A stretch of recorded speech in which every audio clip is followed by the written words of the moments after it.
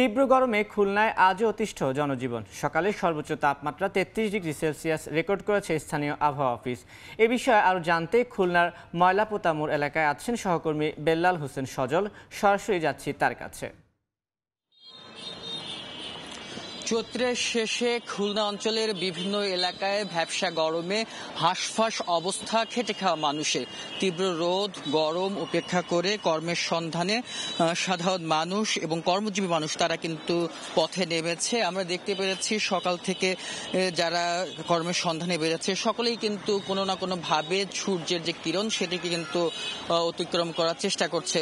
কেউ ছাতা নিয়ে বের হয়েছে, অনেকে গামছা দিয়েও কিন্তু গা মুছছে। এই যে তীব্র গরমে শুধুমাত্র শরীরের ত্বক যেমন ক্ষতির সম্মুখীন হচ্ছে, ঠিক তেমনি ভাবে কিন্তু আমরা দেখেছি যে ফসলের মাঠ সেটি কিন্তু ক্ষতিগ্রস্ত হচ্ছে। তীব্র রোদের কারণে ফসলের মাঠও কিন্তু শুকিয়ে গেছে।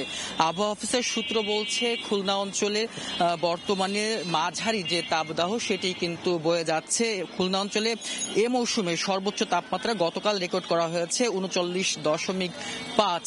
এছাড়া আপনার যদি বলি যে এই যে তাপমাত্রাটি এটি কিন্তু এই বছরের সর্বোচ্চ তাপমাত্রা এবং আজকের তাপমাত্রাটি এখন পর্যন্ত রেকর্ড করা হয়নি। তবে আবহাওয়া অফিস যেটি বলছে যে এই যে তাপমাত্রাটি সেটি হচ্ছে সূর্যের কিরণ থাকার কারণে এবং আকাশে মেঘ না থাকার কারণে প্রতি বছরই কিন্তু এই যে এপ্রিল মে মাসে এই যে দাবদাহ সেটি কিন্তু খুলনা অঞ্চলের উপর থেকে বয়ে যায় এবং এই তীব্র দাবদাহের কারণে কিন্তু আমরা দেখছি যে এই তাপের সাথে সাথে যে লোডশেডিং সেটি কিন্তু বাড়ছে এবং পাশাপাশি লোডশেডিং এর সাথে সাথে আমরা দেখছি যে এই যে তীব্র গরমের কারণে এই অঞ্চলের মানুষের তারা কিন্তু বিভিন্ন ধরনের অসুখেও কিন্তু সম্মুখীন হচ্ছে। সব মিলিয়ে যে আবহাওয়া অফিস যেটি বলছে এই তাপদাহ আরো ২-৩ দিন চলতে পারে এবং বৃষ্টি হলে এই তাপমাত্রা হয়তোবা আরো কিছু নিয়ন্ত্রণে আসবে। এই ছিল আমার কাছে খুলনা থেকে তাপদাহের সর্বশেষ খবর।